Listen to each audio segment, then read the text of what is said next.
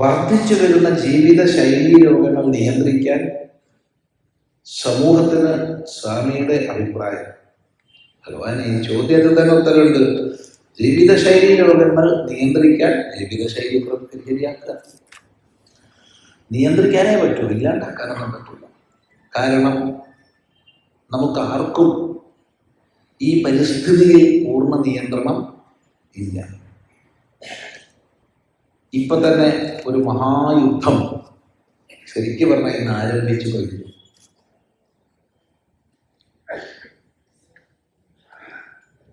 ഇറാനും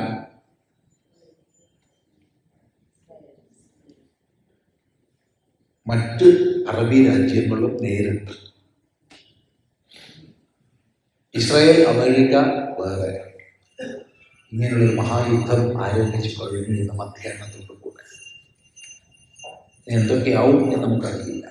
ഇതിൻ്റെ അതിമാരകങ്ങളായ തരംഗങ്ങളും മറ്റും ലോകത്തെ മുഴുവൻ ബാധിക്കും. വർഷങ്ങളായി ഉക്രൈൻ റഷ്യ യുദ്ധം ആരംഭിച്ചിട്ട് ഇതിൻ്റെയൊക്കെ സ്പന്ദനങ്ങൾ ലോകം മുഴുവനുണ്ട്. ഇതൊന്നും ഒറ്റപ്പെട്ട സംഭവങ്ങളല്ല. ഇനി അങ്ങോട്ടൊന്നും പോകണ്ട. നമ്മുടെ നാട്ടിൽ ശുദ്ധവായു, ശുദ്ധവെള്ളം, ശുദ്ധഭക്ഷണം എന്നിവ എത്ര കണ്ടുണ്ട്? വലിയ പ്രശ്നം. 2000 അതായത് 2006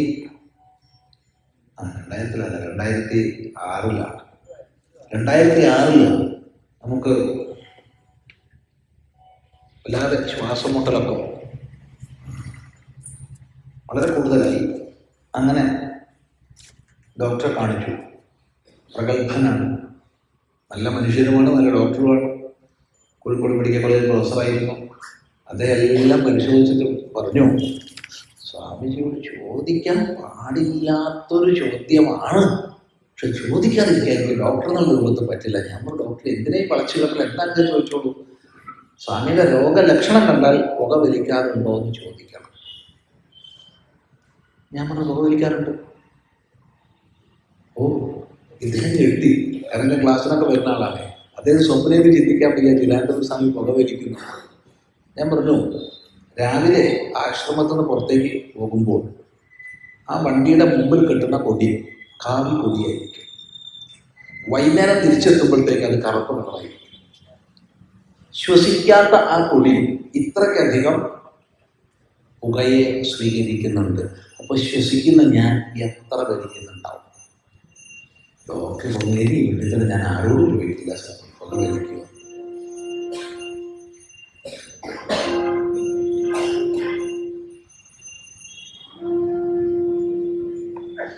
അപ്പൊ പുക വലിക്കുമെന്ന് ഞാൻ ഇനി ഒരു രോഗിയോട് ചോദിക്കില്ല. അദ്ദേഹം സത്യം ചെയ്തു. ഇത് എന്നോട് പറഞ്ഞു, സ്വാമി ഇത്രയ്ക്ക് ഓട്ടമുള്ള ആളല്ലേ, ആ കാർ ഒന്ന് എയർ കണ്ടീഷൻഡ് കാറാക്കും, ഒന്ന് എയർ കണ്ടീഷൻഡ് ആക്കും. എയർ കണ്ടീഷൻഡ് കാറൊന്നും വാങ്ങാൻ ചെല്ലാനൊന്നും ഇല്ലാന്നേ, അതെങ്ങനെയും ചെയ്തേ ശരിയാവും എന്ന് പറഞ്ഞു. അങ്ങനെ ആ ഡോക്ടറുടെ നിർദ്ദേശം അനുസരിച്ചാണ് 2006 ആശ്രമത്തിൽ ആദ്യമായിട്ട് എയർ കണ്ടീഷൻഡ് കാറ് മേടിച്ചത്. ഇതൊന്നും കഥ പറയുകയല്ല, ഉള്ള പോലെ പറയുക.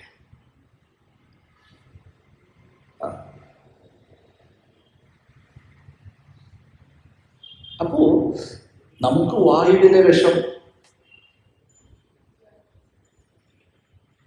ഇത് നമുക്ക് നിയന്ത്രിക്കാൻ വയ്യ, ഒരു വ്യക്തി വിചാരിച്ചാൽ വയ്യ. പക്ഷെ നമ്മുടെ പങ്ക് മാലിന്യം തള്ളാതിരുന്നാൽ മതി.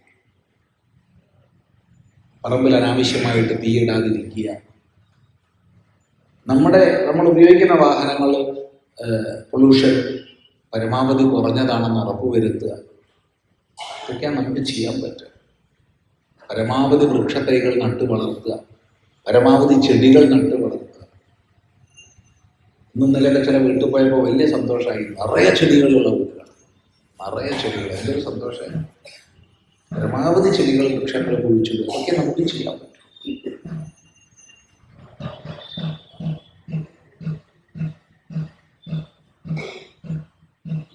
അതുപോലെ ജലരാശികളൊക്കെ വൃത്തിയാക്കുക. അത് സർക്കാർ ചെയ്യട്ടെ എന്ന് പറഞ്ഞിരിക്കുക, നമുക്ക് ഒത്തൊരുമിച്ച് ചെയ്യാവുന്നത് ചെയ്യാം. ഒരു തോടിൽ നമ്മൾ കാണുന്ന ഭാഗത്തെങ്കിലും ഒന്ന് വൃത്തിയാക്കുക.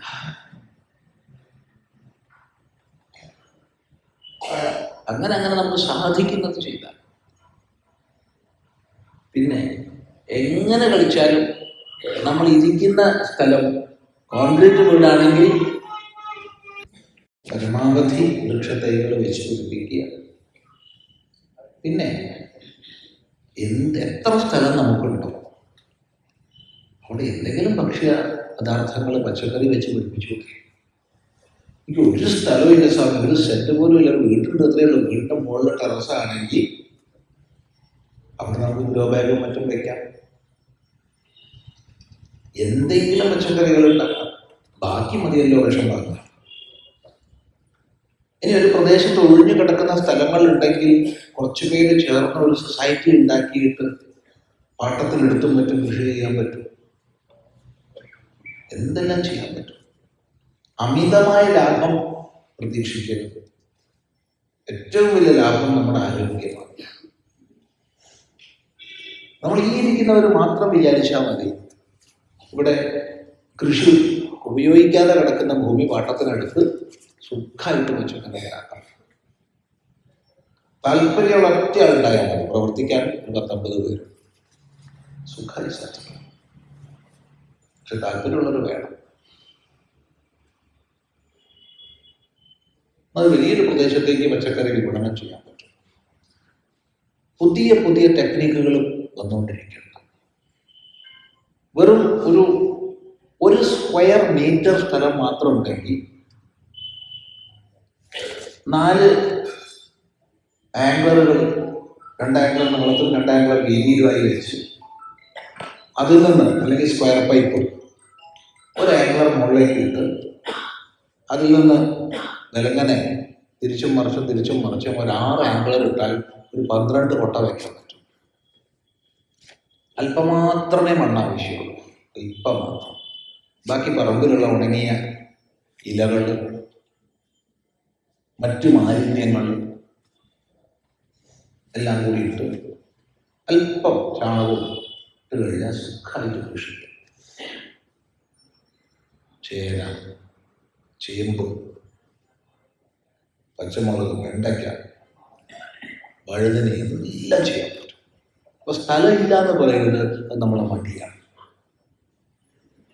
അങ്ങനെ പല പദ്ധതികളുണ്ട്. അപ്പോൾ കാലത്തിനനുസരിച്ച് ഈ വിഷമായ വസ്തുക്കൾ വാങ്ങുന്നതൊന്ന് കുറച്ച് നമ്മൾ ഇതാക്കുക. ഇതൊക്കെ ചെയ്താൽ ജീവിതശൈലി രോഗങ്ങൾ കുറയ്ക്കാം. പിന്നെ കുറച്ച് നടക്കുക, സൂര്യപ്രകാശം. ഈ ജീവിതശൈലി രോഗങ്ങളിൽ നിന്ന് പറയപ്പെടുന്നത് പലപ്പോഴും പലരും ബ്ലഡ് പ്രഷർ വേരിയേഷൻ, ഡയബറ്റീസ് അല്ലെങ്കിൽ കൊളസ്ട്രോൾ ആധിക്യം, ഇതൊക്കെയാണ് പലരും ജീവിതശൈലി രോഗങ്ങൾ എന്ന് പറയുന്നത്. ശരിയല്ല എന്നാണ് എൻ്റെ അഭിപ്രായം. ഏറ്റവും അധികം മാനസിക പ്രശ്നങ്ങൾ ഇന്ന് വർദ്ധിക്കുകയാണ്. ഈ മാനസിക രോഗങ്ങളുടെ വർധനയ്ക്ക് പ്രധാനമായ ഒരു കാരണം ശരീരത്തിൽ വൈറ്റമിൻ ഡി കുറയുന്നതാണ്.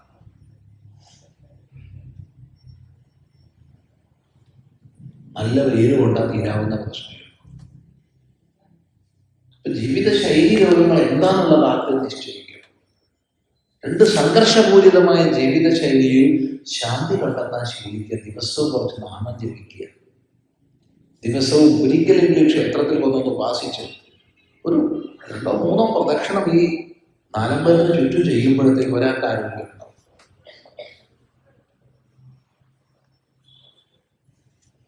ആ സമയത്തെങ്കിലും ഒന്ന് ഷർട്ടൊക്കെ ഒന്ന് അഴിച്ച് സൂര്യപ്രകാശം തട്ടുന്ന പോലെ ഒന്ന് സഞ്ചരിക്കുക. ശ്രദ്ധിച്ചു. ഇങ്ങനെ പ്രവർത്തിച്ചാലേ മാറ്റം വരുള്ളൂ, അല്ലാണ്ട് മാറ്റം വരില്ല.